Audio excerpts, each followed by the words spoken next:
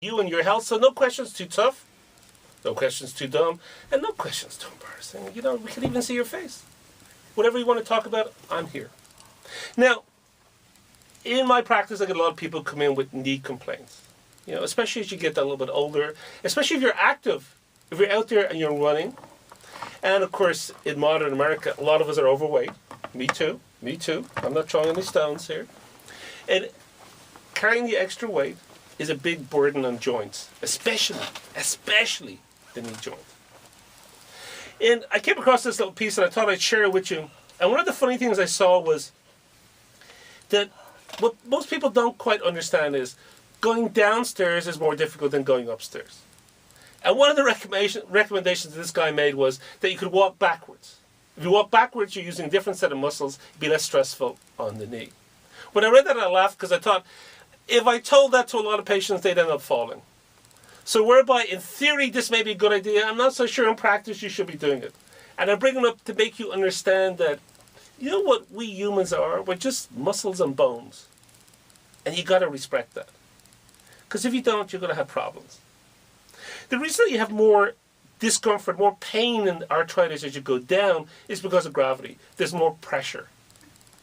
And when you're going downstairs, if you don't have big muscles in your thighs, guess what?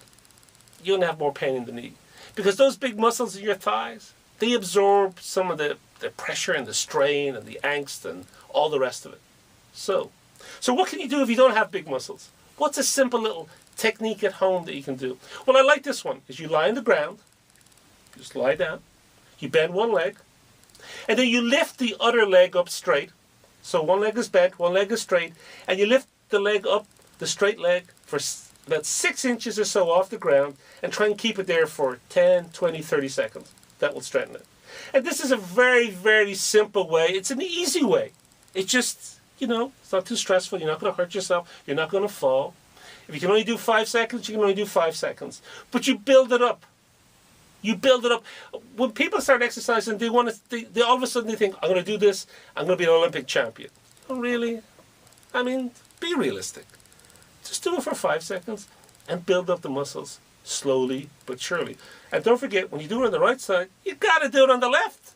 You got to do both sides, right? Other thing that I tell people constantly is that sitting is the new smoking in many ways. Okay, I know, it's not as bad as smoking, but it's a problem. So you should avoid sitting for too long. Because when you're sitting for hours, all your muscles get stiff.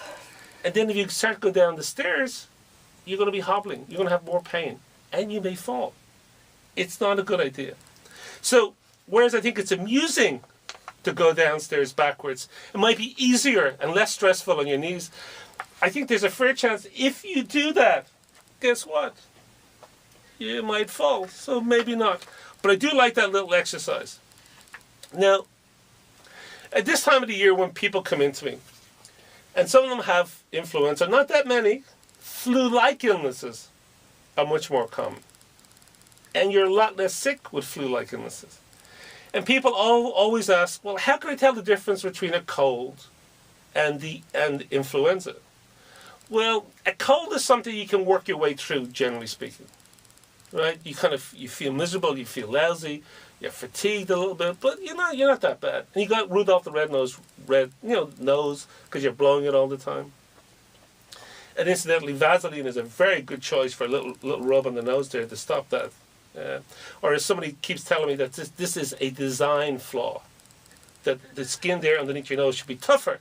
And I always think, don't you want the little skin of your nose like soft and gentle for when you're kissing or whatever? You don't really, a rhinoceros nose, that wouldn't work. So a little Vaseline will prevent Rudolph nose. Now, the current theory about colds is, or all these viruses, that they're more common in the winter because we're all packed in together and there isn't as much time for the bugs to disintegrate and die. But that doesn't apply to holiday season. What about when you're on the July 4th, you're flying away, you're crammed into that little airplane? I guarantee you, that's a reservoir of viruses. That's just, you have a fair chance of getting sick in there.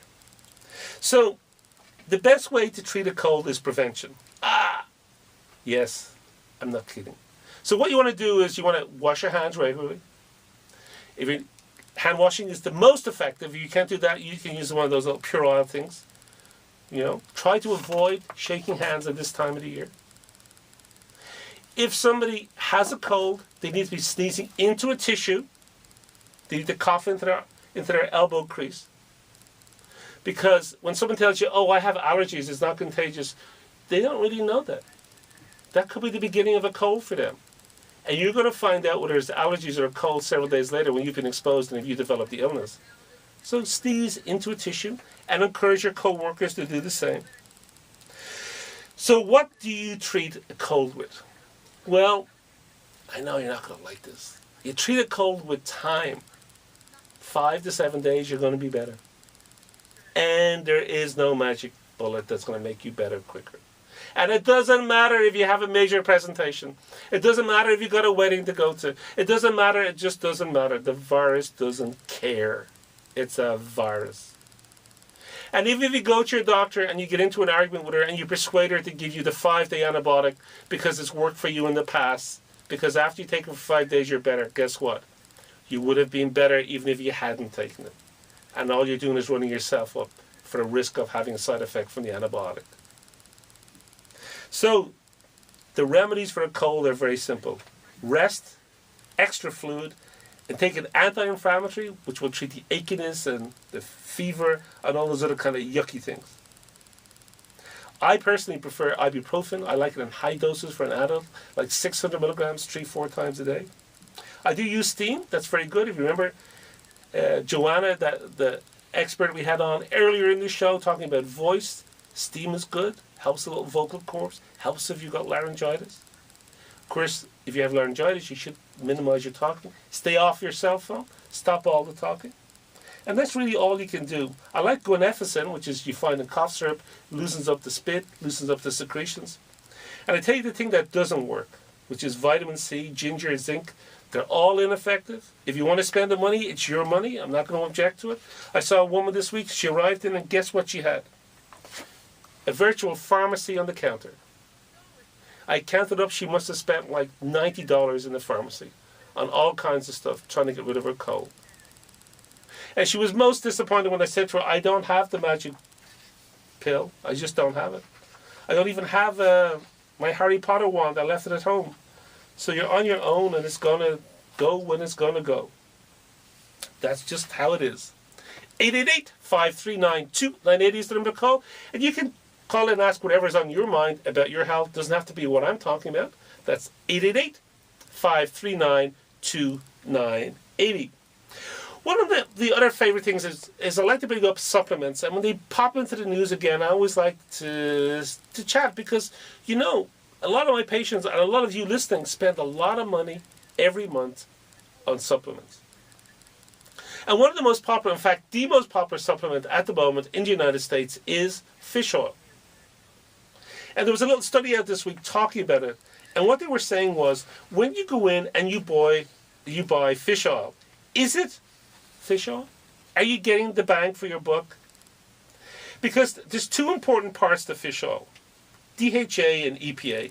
And they've got a fancy chemical name. I'm not going to give it because it's kind of boring. But what they were looking at was that a lot of these products that are sold over the counter didn't have as much of the active ingredient as they were supposed to have. Now, this is not a shock. This is absolutely not a shock. Because the supplement industry isn't regulated. It's not run by the FDA. So basically, they can get away with a lot. They really can.